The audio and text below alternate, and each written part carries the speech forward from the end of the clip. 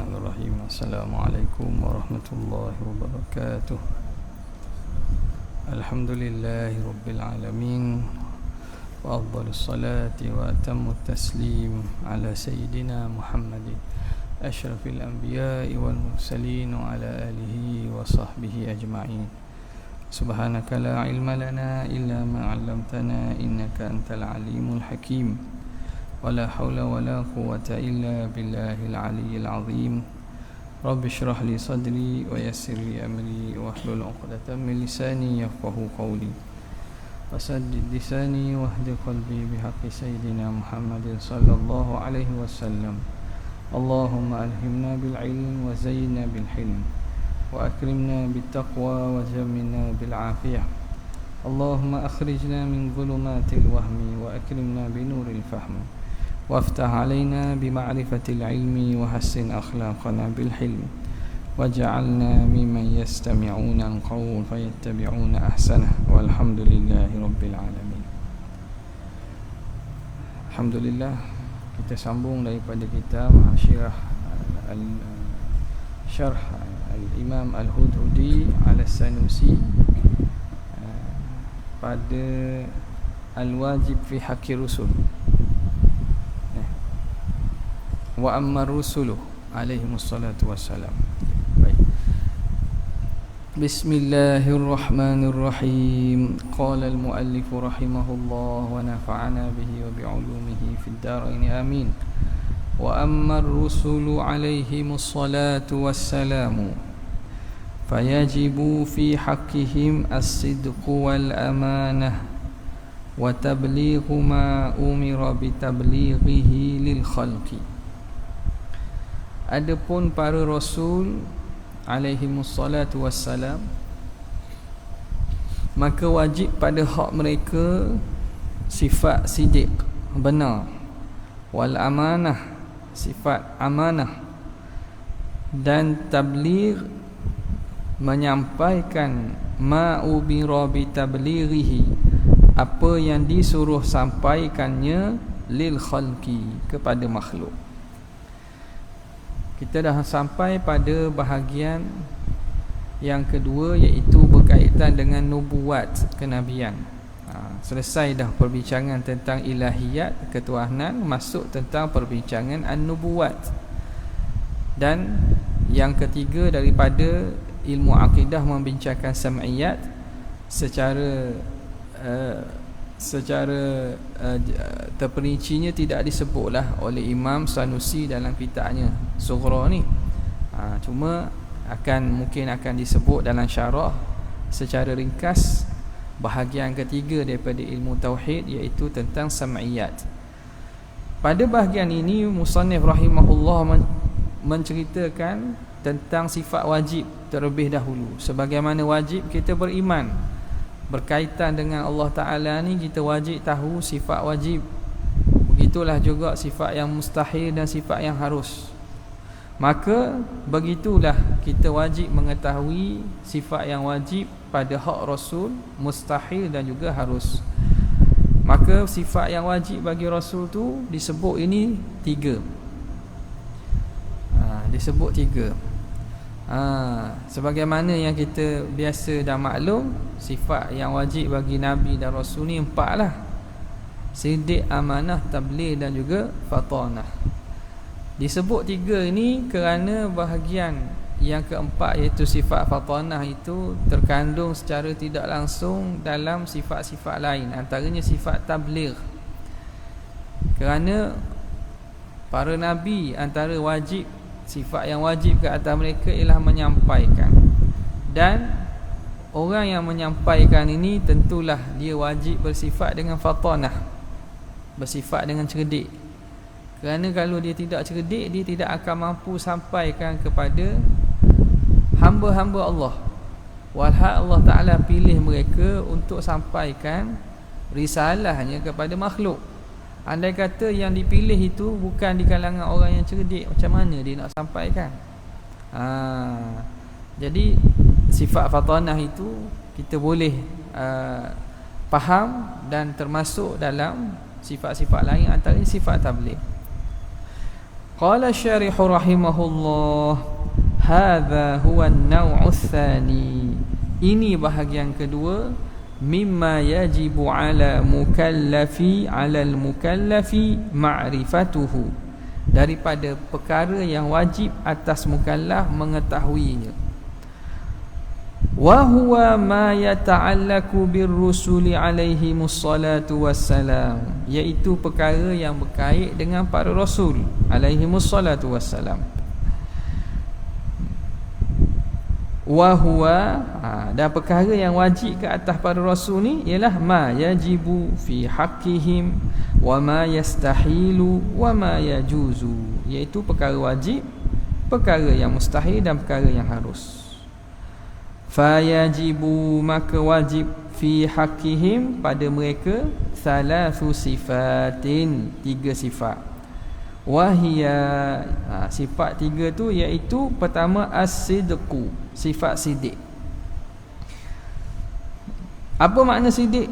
Ai kaunu jami'i ma ballaghuhu, kaunu jami'i ma ballaghuhu 'anillahi muwafiqan lima fi nafsil amri, iaitu keadaan semua yang para nabi sampaikan daripada Allah itu menepati bagi nafsil amri, hakikat sesuatu.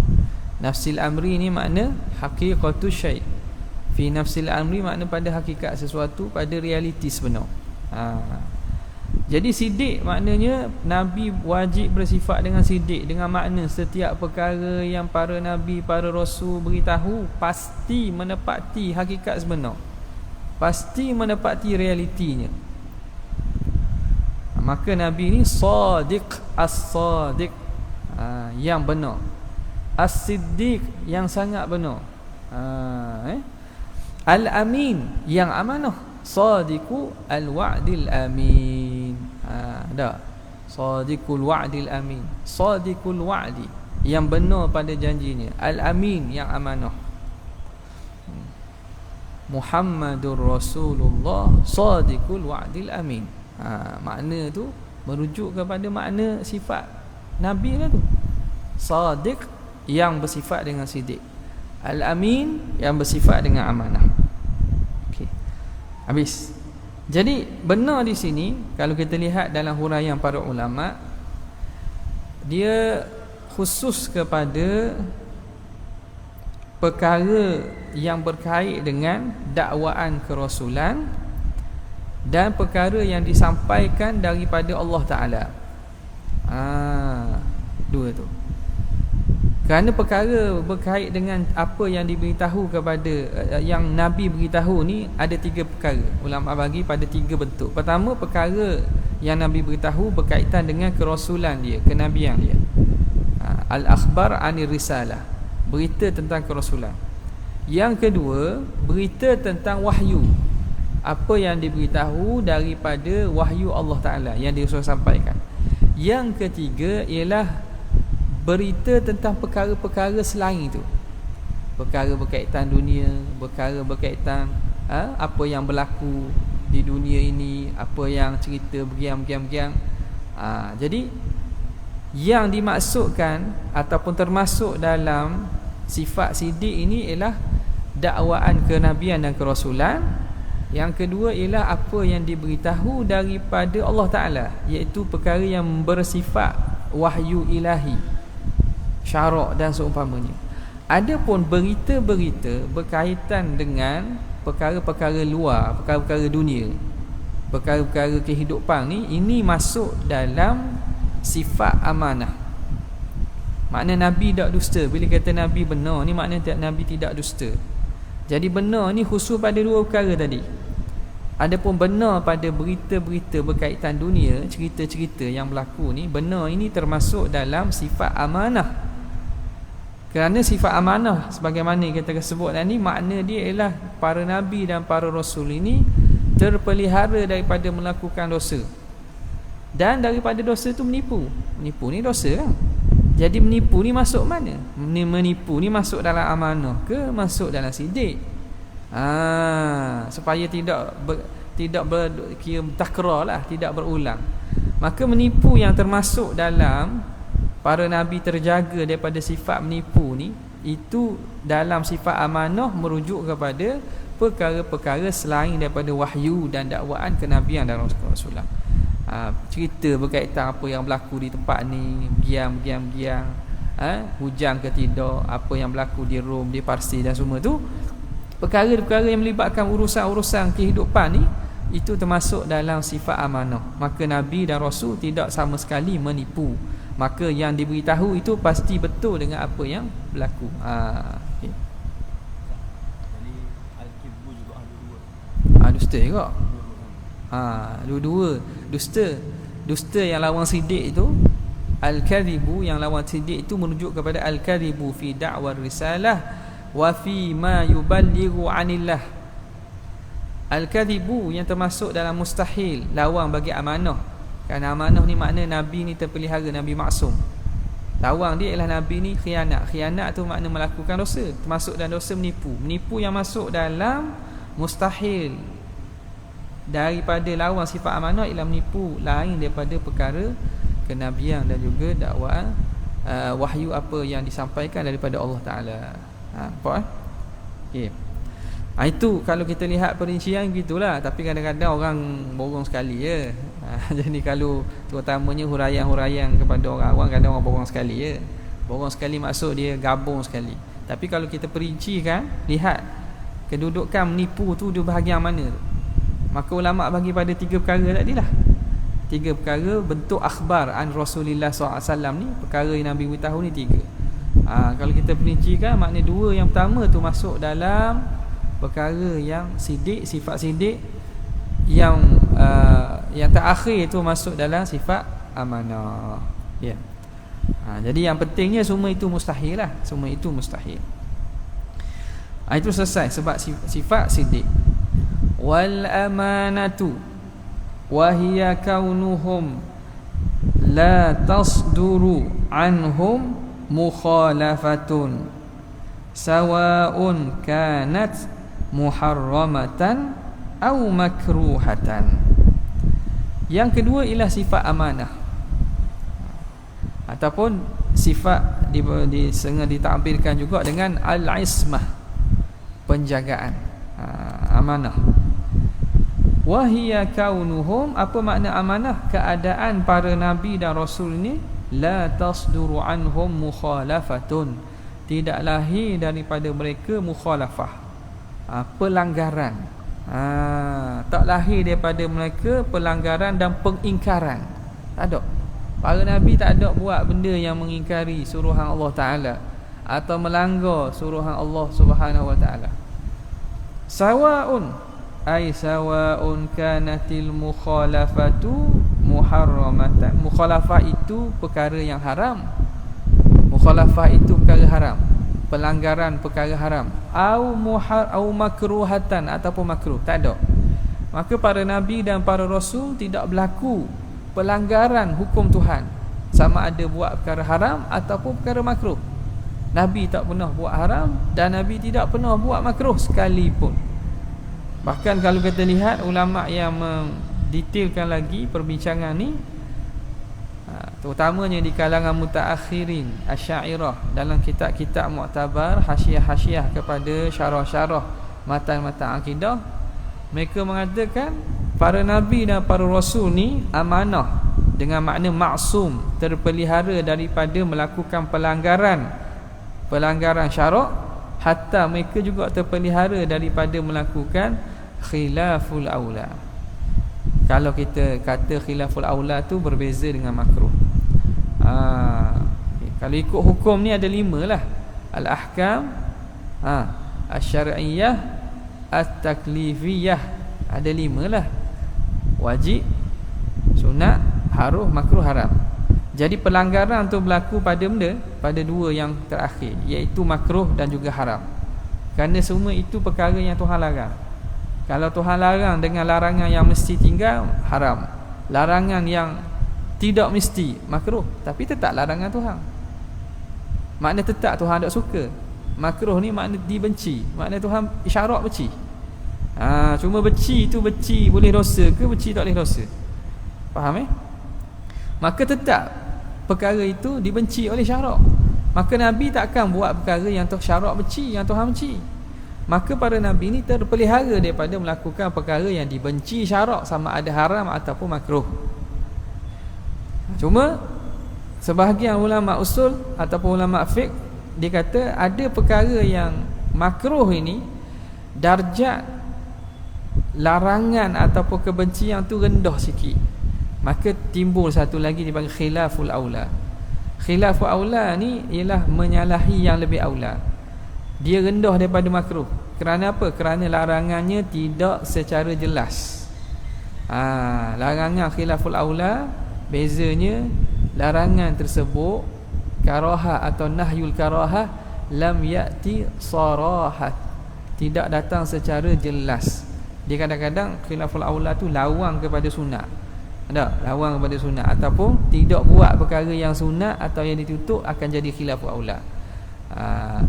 Jadi darjat dia tu rendah lah daripada makruh ni. Kalau makruh ni kadang ada larangan dia, larangan daripada syarak.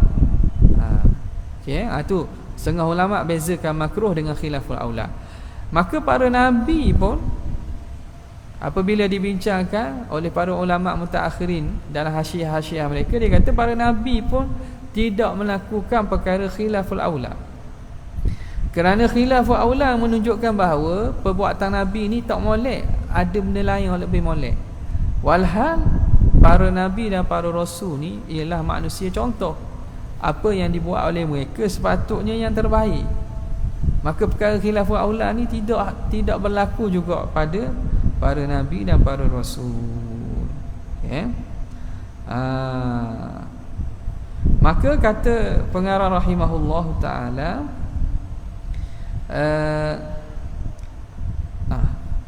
kaunuhum la tasduru anhum mukhalafatun sawa'un kanat muharramatan aw makruhatan, sama ada haram ataupun makruh. Maka di sini dibincanglah apabila kita kata para nabi dan para rasul ni terpelihara, bagaimana kita nak faham perkara-perkara yang berlaku pada hak nabi dan para rasul yang hukumnya kita lihat setengahnya itu makruh. Nampak tak? Ataupun pada zahir itu perkara itu dilarang. Dalam akidah dia kata nabi dan rasul ni tidak buat perkara makruh, perkara haram. Nabi dan rasul ni terpelihara. Tapi bila kita baca sirah, kita baca Al-Quran, kita baca hadis, ada benda yang berkaitan kisah-kisah para nabi ni, nabi buat benda yang Tuhan larang. Nabi Adam makan pohon khuldi. Apa lagi? Nabi Musa menampar Kibti sehingga mati, satu pembunuhan. Maka ada perkara-perkara yang dalam riwayat-riwayat tersebut menunjukkan seakan berlakulah benda yang bercanggah dengan suruhan Allah Ta'ala ni, ataupun benda yang dilarang ni. Maka di sini itu penting apabila kita membina asas kefahaman Islam, kita kena bina dengan asas ilmu akidah dan juga ilmu-ilmu asas yang menjadi kita punya paksi kita. Kita punya data asas binaan ilmu lain. Jadi makna di situ kita kena selesaikan tu, sebab ada kontradik tu. Andai kata kalau seorang itu belajar, ini berlaku yang saya nampaknya berlaku kepada golongan-golongan yang terutamanya saudara barulah yang baru masuk Islam. Bila mereka baru masuk Islam dan mereka terus langkah step pembelajaran agama yang dilalui oleh orang Islam, kalau kita ingat balik, kita belajar agama daripada step-step awal tu, benda yang diajar di peringkat tadika. Kita diajar tentang sifat 20, kita diajar sifat Nabi, kita diajar benda-benda asas. Benda-benda asas masa daripada kecil sehingga kita pegang betul-betul. Nampak tak? Kita diajar, dihafal nama apa nama ni, Asmaul Husna.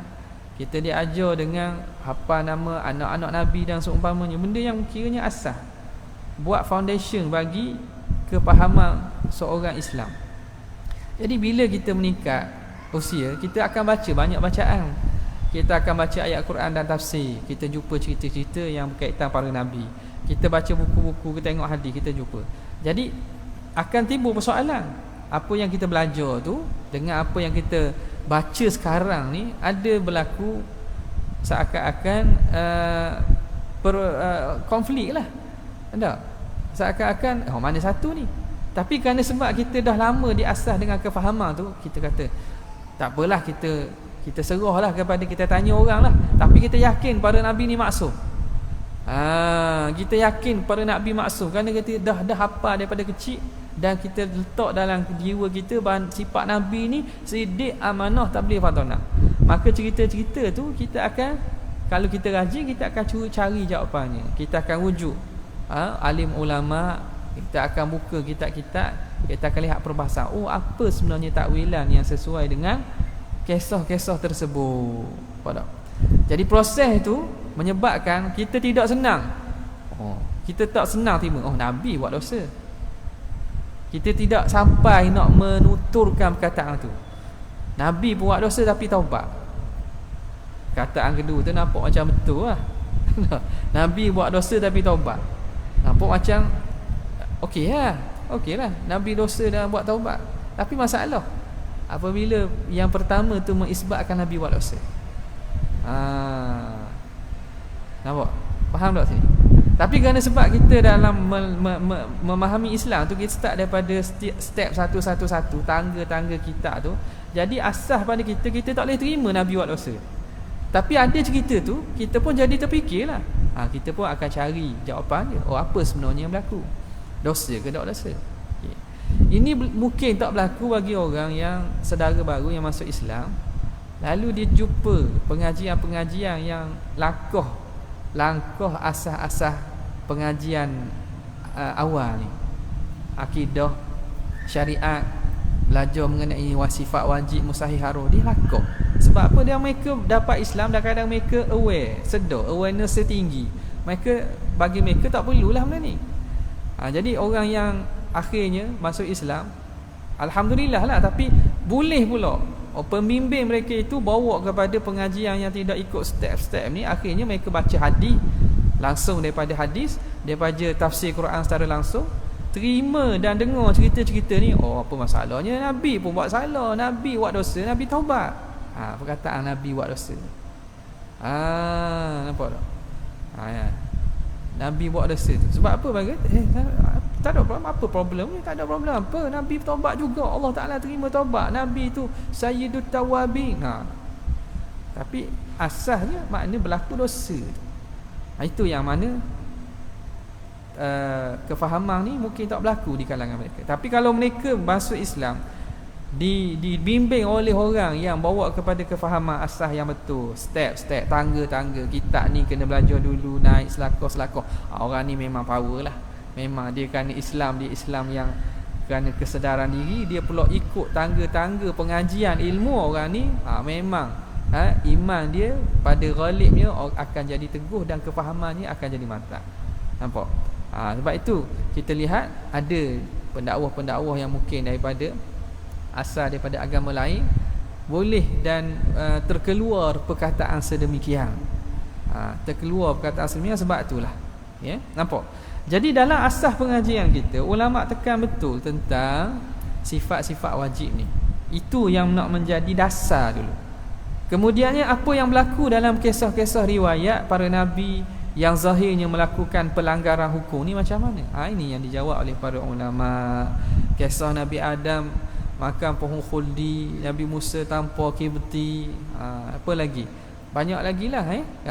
Nabi Ibrahim pun pernah bercakap tentang apabila dia musnahkan berhala-berhala di tempat kuil, tempat kaum dia sembah. Maka benda itu kalau kita lihat secara satu-satu, dia ada tafsiran dia.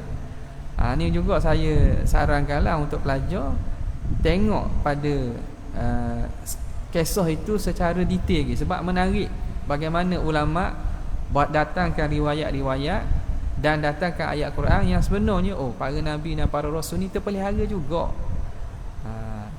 Secara umum lah, kerana kuliah kita ni masanya tidak panjang dan kitab kita ni pun saya cadangnya kita cuba habiskan sem ni. Tak ada banyak ke? Sikit ya. Berapa? Pemuka lagi. 30. Kita nak cuba habiskan sem ni juga. Tak? InsyaAllah lah. Jadi kalau ikutnya panjang lagi, siap satu kisah itu datangkan riwayat dia dulu. Kemudian ada riwayat ni kena tengok pula sahih tak sahih. Kadang-kadang contohnya kisah berkaitan Nabi Daud dengan Nabi Sulaiman. Tak? Nabi Daud dan Nabi Sulaiman ni banyak daripada riwayat-riwayat itu datang daripada riwayat Israiliyat, yang mana riwayat ini dia cerita tersebut bercanggah dengan akidah kita.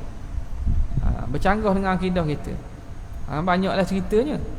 Maka bila riwayat itu sendiri bermasalah, berlaku masalah pada riwayat, maka tak perlu terima lah.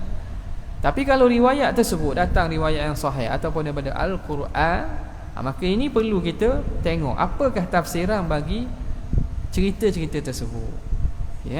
Maka secara umum lah, kita beritahu secara umum kaedah para ulama apabila membicarakan tentang kisah-kisah para nabi dan para rasul yang zahirnya seakan-akan mereka melanggar arahan Allah Ta'ala, mereka kata hadza min babi hasanatil abrar sayyiatul muqarrabin. Ini termasuk daripada kaedah hasanatul abrar sayyiatul muqarrabin. Perkara baik pada orang yang baik, hasanatul abrar, perkara kebajikan di sisi orang yang baik. Sayyiatul muqarrabin, masih dikira dosa di sisi orang yang dekat dengan Tuhan. Perkara baik di sisi orang yang baik, masih dianggap dosa di sisi orang yang dekat dengan Allah Ta'ala. Makna benda kebaikan ni nampak zahir baik dah, tapi di sisi orang yang dekat dengan Allah Ta'ala, para nabi, para rasul, benda itu dianggap masih lagi dosa. Yang tu yang mereka bertaubat dan minta ampun. Jadi zahir perbuatan itu sebenarnya macam perlanggaran, macam mukhalafah, tetapi sebenarnya dia tidak. Bahkan dia itu dianggap sebagai mereka ini bertaubat ataupun minta ampun daripada darjat yang kurang kepada darjat yang lebih tinggi. Daripada perkara yang tidak salah kepada perkara yang sepatutnya buat. Nabi Yunus alaihi salam, Rabbana zalamna anfusana wa illam taghfir lana, wa najja fi dhulumati la ilaha illa anta subhanaka inni kuntu minadh zalimin, kan? Doa Nabi Yunus alaihi salam apabila dia keluar meninggalkan kaumnya. Maka adakah salah di situ? Meninggalkan kaum kerana dia menganggap bahawa kaumnya dah tak ambuh terima dakwahnya, maka berpindah untuk berdakwah kepada masyarakat lain supaya menerima dakwah Allah kepada Allah Ta'ala ni. Tapi salah dan juga silapnya, Nabi Yunus tidak bertanya pada Allah Ta'ala dulu. Dia berpada dengan andaian dan zon dia. Sebab itu Allah Ta'ala balas gitu. La ilaha illa anta subhanaka inni kuntu minadh zalimin tu. Aku adalah orang yang zalim. Zalim apa? Kerana aku sepatutnya bertanya kepada engkau ya Allah, tapi aku bergantung kepada hukuman dan ijtihadku, lalu aku tinggalkan mereka tanpa bertanya kepada kamu. Jadi meminta ampun kerana melakukan perkara yang mana ada lebih baik daripada itu. Jadi benda tu tak salah, tapi ada benda yang lebih baik daripada benda tu. Jadi mereka beristighfar dan minta ampun daripada buat perkara yang kurang afdal, buat perkara yang mana ada lebih aula daripadanya. Nampak? Jadi secara umumnya begitulah. Apa yang berlaku kepada Nabi Adam alaihi salam, dia makan pohon khuldi. Sebahagian ulama sufi kata, andai perkara itu berlaku pada aku, dia kata Nabi Adam makan, salah. Dia kata kalau berlaku pada aku makan banyak lagi. Makna apa? Nabi Adam makan tu bukan kerana sebab dia nak mengingkari perintah Allah Ta'ala. Bukan kerana sebab tu, kerana mustahil Nabi buat benda yang mengingkari. Tapi kerana apa? Banyak antara tafsirnya, kerana dia ingat bahawa ni waqasamahuma innahu lakuma laminan nasihi. Antaranya Nabi Adam tak sangka ada makhluk yang boleh bersumpah dengan nama Tuhan, dan bersumpah tu sumpah dusta. Kan Iblis kan bersumpah kan? Iblis bersumpah kepada Adam bahawa kamu kalau makan pohon ni kamu akan jadi malakaini aw takuna minal khalidin. Jadi malaikat ataupun kamu akan kekal dalam ni. Wa qasamahuma, dan dia bersumpah pula. Jadi pada Adam, sumpah orang bersumpah nama Tuhan ni takkan tipu. Takkan tipu. Bab bersumpah dengan nama Tuhan. Tak sangkalah bahawa akan ada makhluk yang sanggup bersumpah dengan nama Allah dan menipu.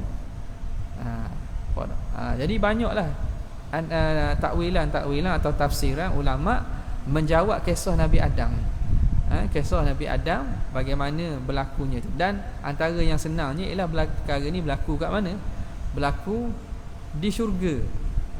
Tak ada, bukan darul imtihan lagi, bukan tempat cubaan lagi. Cubaannya di dunia ni. Ini berlaku di syurga. Maka dalam syurga ni apa-apa pelanggaran ataupun tidak dianggap sebagai dosa lah. Tidak dianggap sebagai dosa. Okey, kemudian banyaklah tu itu contohlah. Kaedahnya ulama kata hasanatul abrar sayyiatul muqarrabin. Perkara-perkara baik di sisi orang yang baik masih dianggap dosa di sisi orang yang hampir dengan Tuhan. Sebab tu mereka minta ampun juga.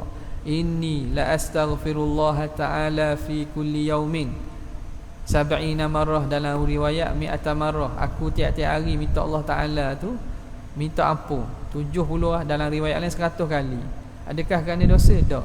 Kerana melihat bahawa apa yang dia berada makam dia sekarang, makam yang dia sekarang lebih baik daripada sebelumnya, maka dia minta ampun kepada kedudukan yang sebelum ini yang kurang. Bukan kerana Nabi buat dosa. Tak. Kalau orang tak faham, contoh orang ni langkah step kefahaman ni, dia belajar Nabi istighfar. Istighfar ni tuan-tuan makna buat dosa. Nabi buat dosa. Mengarutlah, nampak tak? Jadi istighfar bukan kerana istighfar kerana maksiat, tapi kerana apa? Kerana li taraqi ila maqamat, untuk meningkatkan diri pada maqam dan kedudukan di sisi Allah Subhanahu Wa Taala. Bila Allah Taala angkatkan maqam Nabi ni tinggi, dilihat sebelum ni, oh aku duduk pada maqam yang tidak sekarang ni, maka dia istighfar, Allah ruginya aku. Kemudian begitulah sentiasalah para nabi, para rasul ni fit taraqi, dalam keadaan terangkat dan diangkat kedudukannya di sisi Allah Subhanahu Wa Taala. Okey, itu amanah. Jadi amanah ni atau ismah ni, maka nabi ni amin, nabi ni maksum. Yang ketiga, tablighu wa huwa annahum wassalu lil khalqi jami'a ma amarahumullahu bi isalihi ilaihim tu bi isalihi ilaihim, gugumi tu bi isalihi ilaihim walam yaktumu minhu. Minhu tak? Minhu, bukan minha tu. Walam yaktumu minhu harfan. Baik sikit Jadi orang tanya, ada siapa mesej nak tanya pasal kitab ni. Kitab ni tak ada habis dah, sebab kita cetak untuk pengajian ni lah. Boleh carilah syarah Hasyiah Al-Hudhudi dekat kedai sana.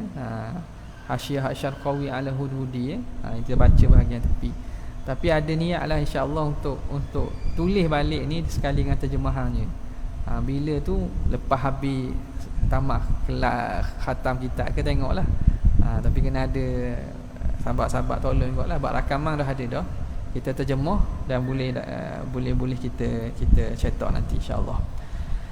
Jadi tabligh iaitu annahum wassalu, para nabi ini wassalu, menyampaikan, lil khalqi, bagi makhluk, jami'a, segala, ma amarahumullah, perkara yang Allah Ta'ala suruh mereka, bi isalihi, untuk sampaikannya, isalihi ilaihim, kepadanya, kepada khalq. Walam yaktumu, dan para nabi tidak menyembunyikan, minhu, buang alih tu, harfan, satu huruf pun mereka tidak sembunyikan. Baik. Sifat yang ketiga daripada sifat yang wajib ialah sifat tabligh. Sifat menyampaikan. Menyampaikan apa? Itu kena kait ni, menyampaikan apa yang Tuhan suruh sampai. Ma amarallah bi isalihi. Apa yang Tuhan suruh sampai. Jadi makna di sini ada perkara yang Allah tak suruh sampai. Satu. Dan ada perkara yang Tuhan beri pilihan nak sampai atau tak mau sampai. Maka perkara itu tiga juga. Wal amru salasa. Wal umuru salasatun. Perkara itu terbagi pada tiga juga, iaitu amrun amarallahu bi tablighihi, perkara yang Tuhan Allah Taala suruh dan wajibkan sampai. Wa amrun nahallahu an tablighihi, yang Tuhan larang untuk sampai. Tengok ni, yang Tuhan tak suruh sampai, yang mana Tuhan larang. Yang ketiga, amrun fawadallahu ila rasulihi, perkara yang Tuhan serahkan kepada Rasul. Tuhan serahkan, sama ada Nabi nak sampai boleh, Nabi tak nak sampai boleh. Jadi perkara yang wajib sampai, hak tu, yang ni yang kata sifat wajib bagi para Rasul ni menyampaikan. Ni penting juga, sebab ada dalam beberapa riwayat-riwayat atau kisah-kisah yang mana Nabi tak beritahu kepada semua sahabat. Nabi beritahu kepada sebahagian sahabat aja. Atau ada benda yang mana tidak yang mana Nabi tak beritahu kepada sahabat langsung. Maka perkara macam ni macam mana? Adakah bercanggah dengan sifat tabligh Nabi? Ada. Kerana tabligh ni khusus kepada perkara yang disuruh sampai. Timbul pula isu dah para Nabi dan Rasul ada beza kan? Nabi dan Rasul ni bezanya ialah para Nabi ni Allah Ta'ala wahyu dan Tuhan tak wajibkan sampai. Maknanya Nabi ni ada menyembunyikan wahyu Tuhan lah. Para Nabi ni ada menyembunyikan wahyu Tuhan.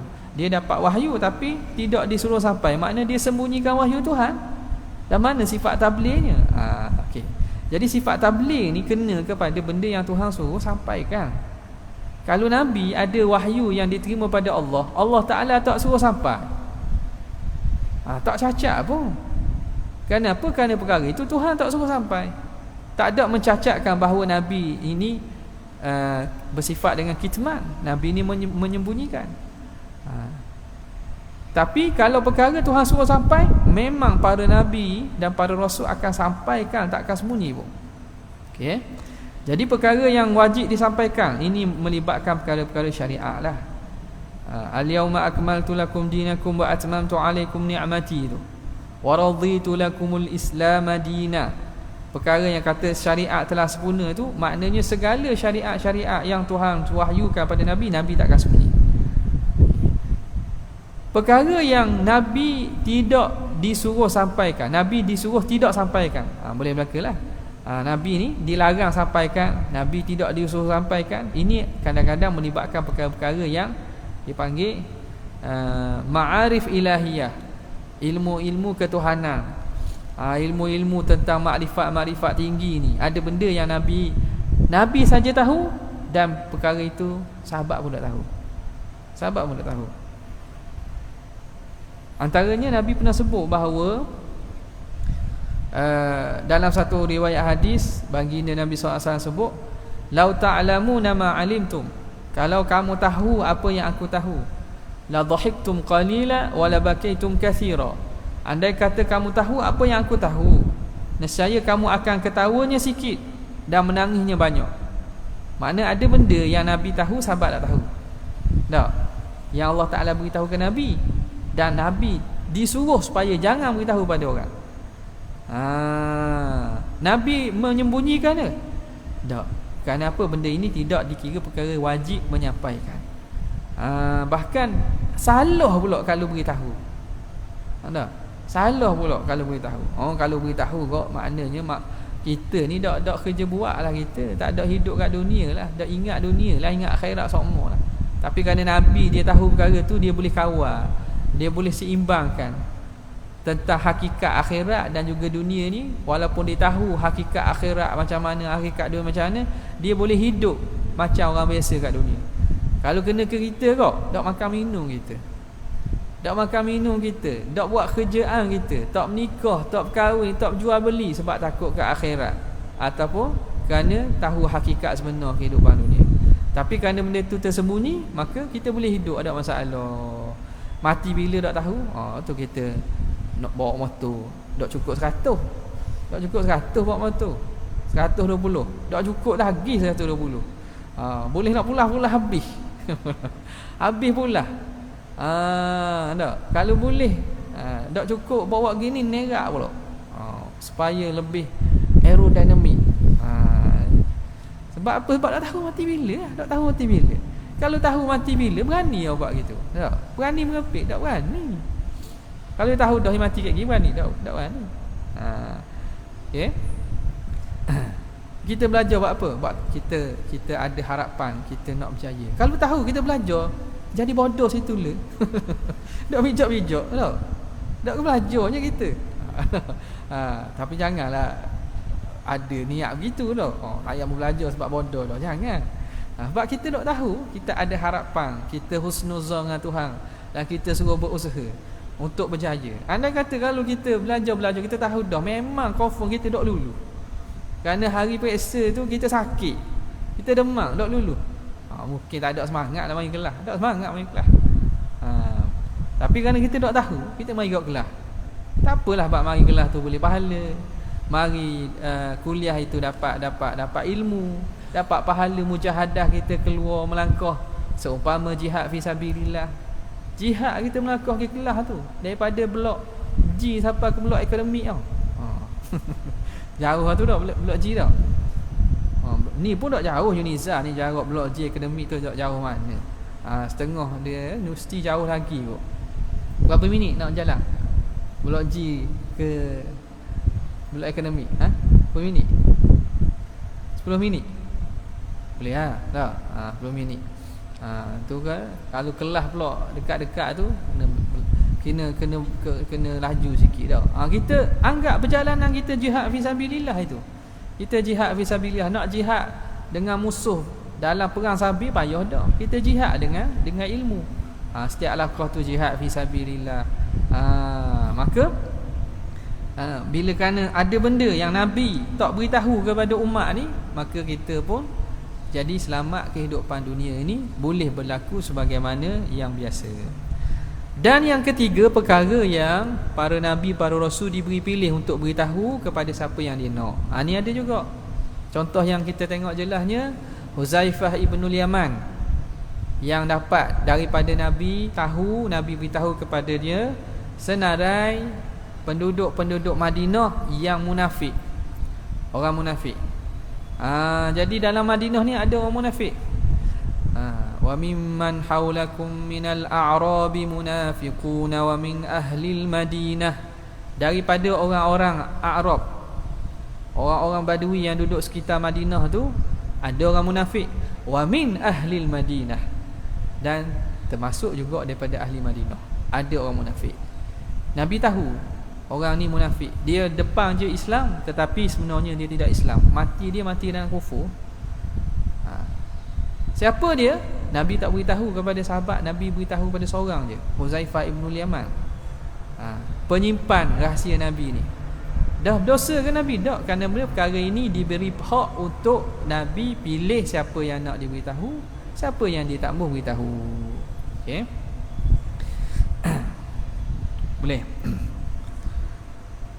Benda ni jugalah kalau kita tengoknya dibuat oleh para sahabat setengahnya. Sayyidina Ali ada benda yang dia ajar kepada Sayyidina Hasan, tidak ajar pada Sayyidina Husain. Ustaz Dr. Kubahin ajar Minhajul Abidin kan? Bab mana dah? Aqabah mana? Taubat. Ilmu lepas dah kan? Qadimah ada kan? Inni la aktumu min ilmi jawahirahu kaila yara dhaka dhu jahlin fayaftatina wa qad taqaddama hadha Abu Hasanin ila al-Husaini wa wassa qablahu al-Hasana faya rubba jawhari ilmin law abu habihi lakila li anta mimman ya'budul wasana walastahalla rijalun muslimuna dami yarawna aqbaha ma ya'tunahu hasana. Tak, ada dinukilkan syair tu kan?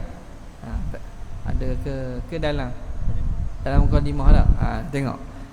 Pernah dibuat oleh Sayyidina Ali kepada Hasan anak dia, Husain anak dia. Ada benda yang diberitahu kepada Sayyidina Hasan, ada yang tidak diberitahu pada Sayyidina Husain. Dan ada benda yang tidak wajar dan tidak patut diberitahu, yang Allah Ta'ala buka ilmunya kepada seseorang itu, yang mana tak boleh diberitahu. Kalau beritahu, walastahalla rijalun muslimuna dami, nescaya akan menghalalkan darahku oleh orang Islam. Nampak? Maknanya kalau beritahu, orang tak faham, orang kata mu ni murtad, wa iyazubillah, kamu ni keluar pada Islam. Sebab apa? Dia tak faham dia hak kita nak kabur.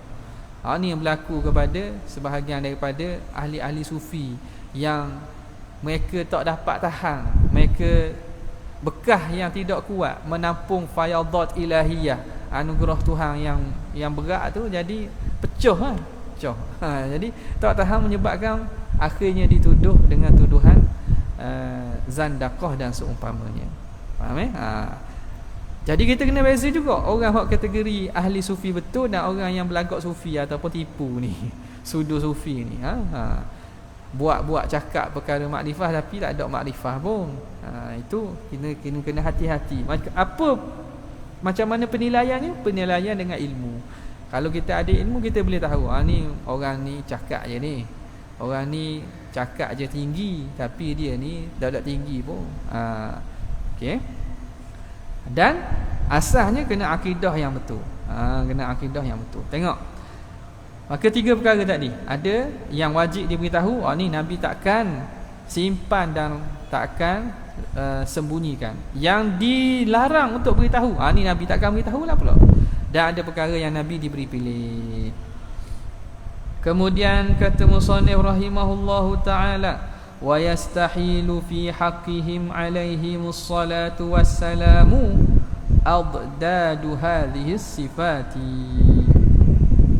Dan mustahil pada hak mereka lawan bagi sifat-sifat ini.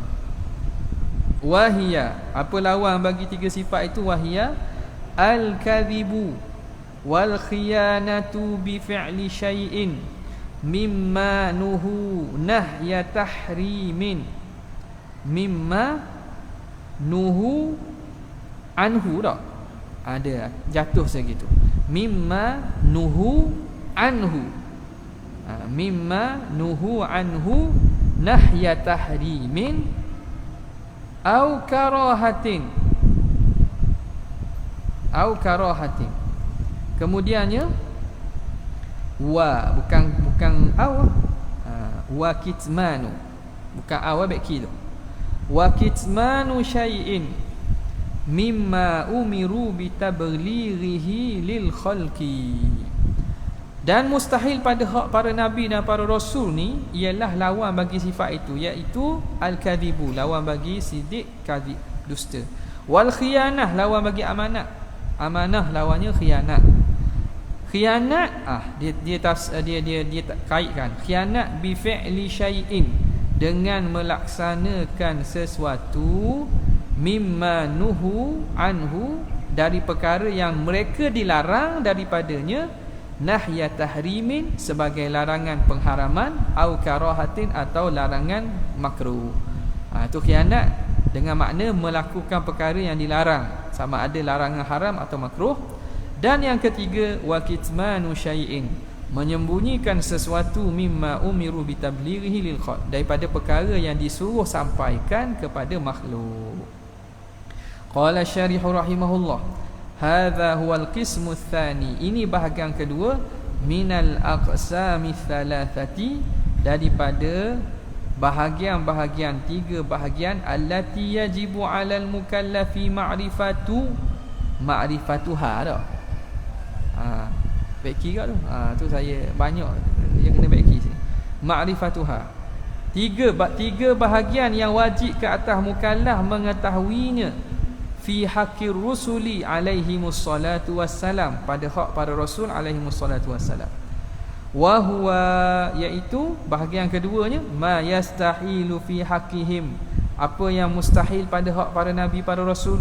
Wa huwa thalathu sifatin, iaitu 3 sifat. 3 sifat, adadus salasati, 3 ini ialah lawan 3 as-salasatil wajibah, 3 sifat yang wajib dahulu. Wahia, 3 hak lawan ni ialah, pertama al-kadhibu, dusta. Apa makna kadhib? Wa huwa adamu mutabaqatil khabari lima fi nafsil amri wa huwa dhiddu sidqi, iaitu tidak menempati berita itu bagi apa yang realiti, hakikat sesuatu. Apa yang diberitakan itu adamu mutabaqah, tidak bertepatan, lima fi nafsil amri, bagi hakikat sesuatu. Ni dusta tu. Ni takrif dusta pada umum lah. Kalau takrif sidik tu apa takrif sidik? Mutabaqah lah. As-sidqu mutabaqatul khabar lima fi nafsil amri. Ataupun nak pendek, lil waqi'. Boleh tak? Lil waqi'. Mutabaqatu al-khabari lil waqi', menempati berita dengan realiti. Kadhib lawannya datang harap nafi, adamu mutabaqatil khabar lil waqi', tidak menepati realiti. Ini lawan kazib. Nabi beritahu gini, jadi lain. Sebab itu bila Sayyidina Abu Bakrin As-Siddiq radhiyallahu an, bila Sayyidina Abu Bakar diceritakan tentang Isra' Mi'raj, dia terima. Sebab apa? Sebab dia yakin dah bahawa Nabi tak akan sama sekali menipu. Jadi berita-berita yang akan berlaku di akhir zaman, berlaku tak berlaku, kita wajib kena beriman. Wajib kena beriman, kerana pasti akan berlaku. Pasti akan berlaku. Baik. Jadi itu al-kadhib. Yang kedua, wal khiyanatu. Samalah cerita macam kisah Nabi Ibrahim alaihissalam. Qalu a anta fa'alta hadha bi alihatina ya Ibrahim. Mereka kaum Nabi Ibrahim balik, kata a anta fa'alta hadha bi alihatina ya Ibrahim, adakah kamu buat, hancurkan berhala-berhala ni, buat begini kepada berhala kami wahai Ibrahim? Apa jawab Nabi Ibrahim? Qala bal fa'alahu kabiruhum hadha fas'aluhum in kanu yantiqun. Jadi kata qala bal fa'alahu kabiruhum hadha, dia kata yang buatnya ialah yang paling besar ni lah. Sebab Nabi Ibrahim tinggalkan berhala paling besar tu dan dihancurkan berhala lain. Qala bal fa'alahu kabiruhum hadha, bahkan yang buatnya ialah berhala besar ni. Fas'aluhum, cuba tanya berhala-berhala tu, in kanu yantiqun, jika dia boleh berbicara. Macam mana ni? Adakah Nabi Ibrahim menipu? Tak. Antara yang kita nak faham ayat ini, katanya sebenarnya Nabi Ibrahim tak kata pun. Ini antara tafsiran lah bagi cerita tersebut. Makna tafsiran zahirnya, makna Nabi Ibrahim kata, cuba tanya, kalaulah berhala besar itulah yang buat, kalau berhala-berhala kecil itu boleh berbicara. Jadi dia kaitkan natijah dengan syarat. Mana? Dia kata kalaulah fas'aluhum in kanu yantiqun faqad fa'ala hadza kabiruhum hadza. Jadi ada takdim takhir lah, ada takdim takhir. Cuma masalah takdim takhir daripada masalah syarak ni, itu masalah nahwu pula. Ada isu lah, boleh tengok sendirilah. Tapi dari segi kisahnya, tafsiran bagi ayat ini sah dengan makna kalaulah berhala-berhala kecil itu boleh berbicara, faqad fa'ala kabiruhum hadza, maka kalau benda berhala kecil boleh cakap, maknanya berhala besar ni buat. Tapi berhala kecil boleh cakap tak? Tak boleh. Maka bukan berhala besar ni yang buat. Maksudnya kalau berhala boleh bercakap, maka berhala besar ni yang buat. Tapi berhala, tengok ni qadiyah apa ni? Qiyah apa ni? Qiyah istisna'i. In kana al-asnam as-saghiratu yatakallamu faqad fa'ala kabiruhum hadha, lakinnal asnama lam yatakallamu falaysa fa'ilu al-kabir. Tetapi apa nama ni, berhala kecil itu tidak boleh bercakap, maka bukanlah pembuatnya berhala yang besar. Itu jelas dah gitu tak? Maknanya Nabi Ibrahim tak tipu. Nabi Ibrahim tak tipu. Bukan dia kata berhala besar buat, dia kata berhala besar buat kalau berhala kecil boleh bercakap. Tanya dia, kalau dia boleh bercakap, maka berhala besar yang buat. Tapi kerana berhala kecil tak boleh bercakap, maka bukan berhala besar yang buat. Okay. Dan ada satu lagi tafsiran. Ini yang masa mengaji kelas dengan apa nama ni, Syekh Dr. Abdul Malik Sa'di, mata'allahu bisihah wa afiyah, moga Allah Ta'ala sihatkan beliau, panjangkan umur beliau. Dia kata Nabi Ibrahim tak beritahu pun bahawa berhala besar buat. Kalau kita baca ayat, kalau kita wakaf begini, qala bal fa'alah kabiruhum hadza in kanu yantiqun.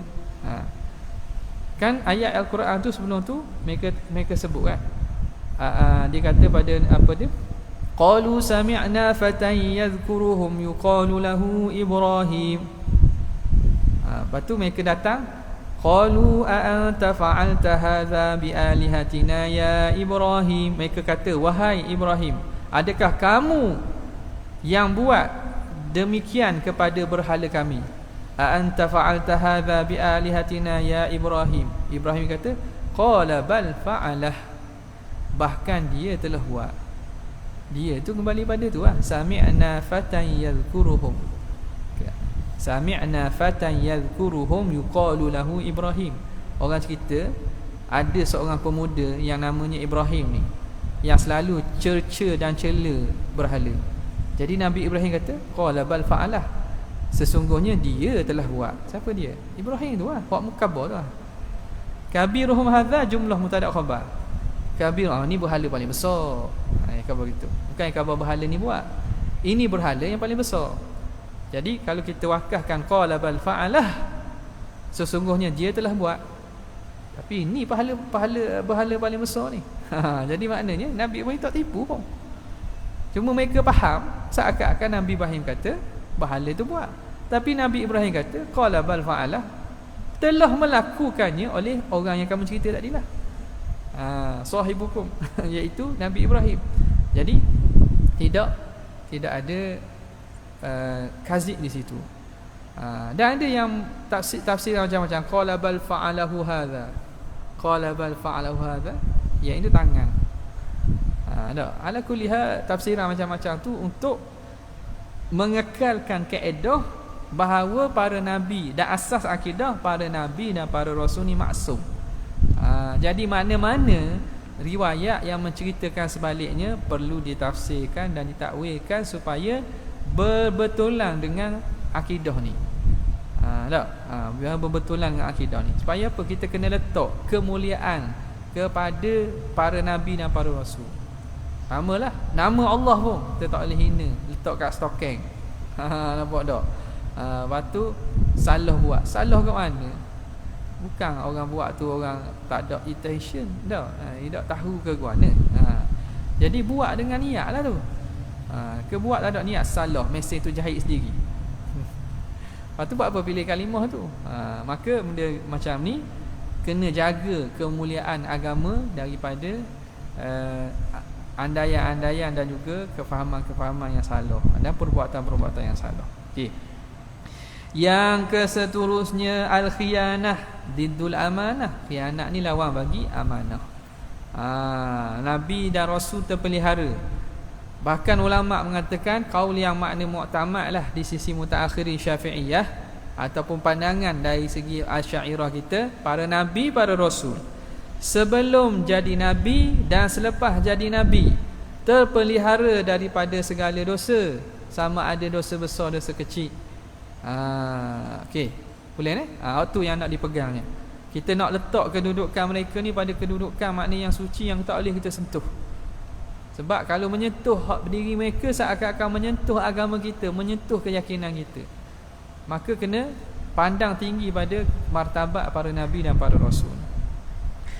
Okay. Maka mereka terpelihara sebelum jadi rasul dan selepas jadi rasul. Kalau riwayat yang berlaku tu kena takwil dan kena faham dengan pahaman yang betul lah. Tapi kita tak nafikan benda ni sebenarnya bahasan tentang ismatul anbiya ni panjang lah. Ada dalam ulama ahli sunnah sendiri pun yang kata benda ni selepas jadi rasul. Dan perkara ni boleh pada benda-benda yang kita kata dosa-dosa benda-benda yang ringan-ringan ataupun benda yang sebelum turun syariat lagi. Ala kulli hal kita ketepikanlah benda tu, kita ambil pandangan masyhur dalam mazhab kita, makna para nabi, para rasul ni terpelihara sebelum dan selepas jadi rasul daripada segala dosa besar atau kecil. Baik, makruh pun terpelihara. Maka apa yang Nabi buat pada zahirnya makruh, sebenarnya hukumnya tak makruh pada diri mereka. Diriwayatkan Nabi SAW pernah minum dalam keadaan berdiri, yang mana kalau kita buka buku dalam fiqh kita, minum diri ni makruh lah. Kalau tidak ada apa keperluan, hukumnya makruh.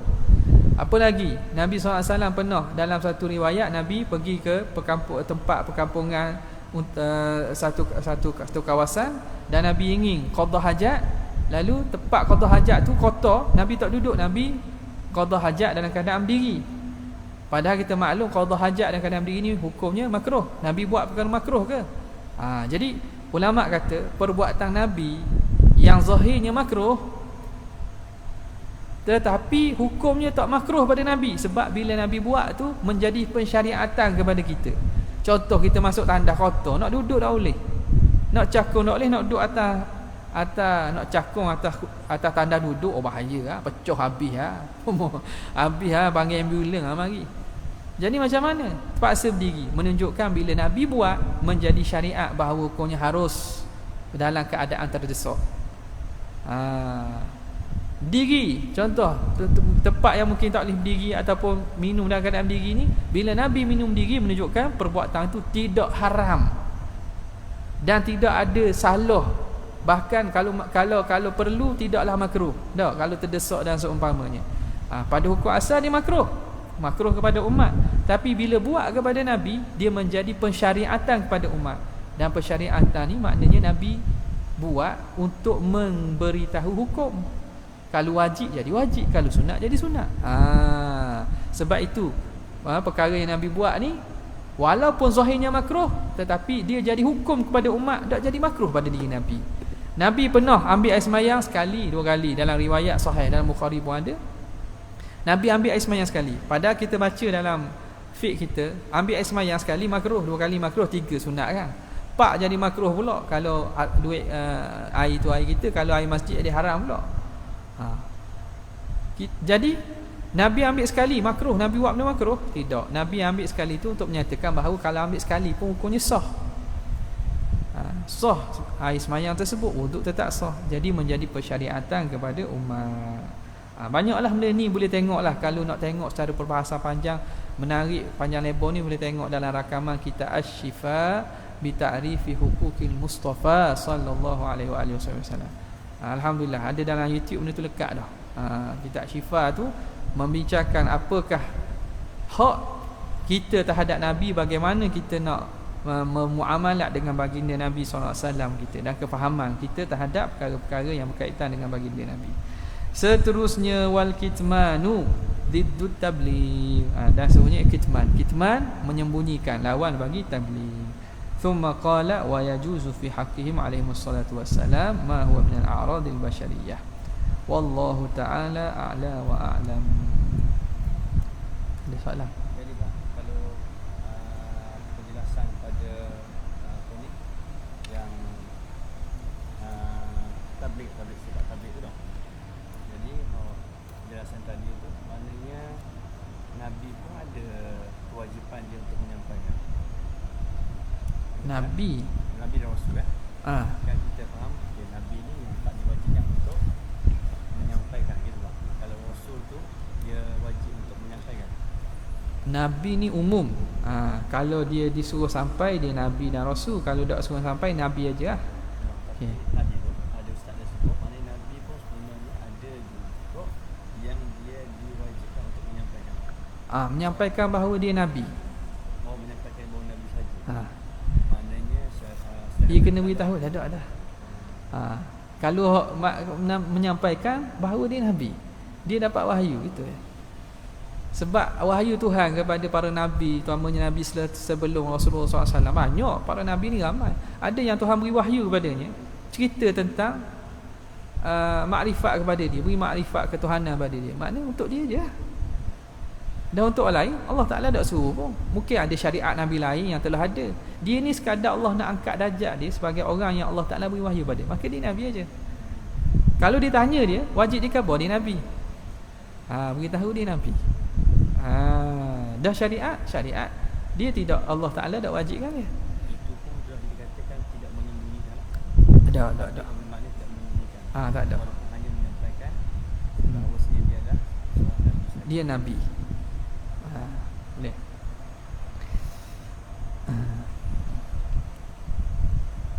Boleh huraikan sifat ummi bagi Rasul yang berkaitan dengan sifat fatanah. Okey, baik. Ummi ni tak membaca dan tak menulis. Dia tak ada kaitan dengan fatanah. Fatanah ni bijak. Bijak. Membaca menulis ni satu kemahiran. Bijak ni satu malakah. Satu kecerdikan. Tak. Jadi Nabi SAW, Nabi kita disifatkan dengan ummi. An-nabiyil ummiyil ladzi yajidunahu maktuban indahum fit Taurah. Nabi yang Allah Ta'ala sebut sifat ummi, tak membaca dan tidak menulis. Tak baca tak menulis ni, ummi pada hak umat, itu satu sifat kekurangan. Satu sifat kekurangan. Sebab ghalib orang yang tidak membaca, tidak menulis, orang ni jahil. Tapi bila ummi pada Nabi, dia bukan kekurangan tapi mukjizat. Orang yang tak membaca, tak menulis tapi tahu, tapi bijak. Macam mana dia boleh tahu benda-benda yang hanya boleh bagi ahli-ahli kitab yang hebat-hebat, yang besar-besar. Maknanya ilmu yang dapat bukan ilmu cara kasbi. Bukan ilmu yang dapat secara kasbi, secara diusahakan dengan membaca dan menulis, tapi ilmu yang anugerah daripada Tuhan.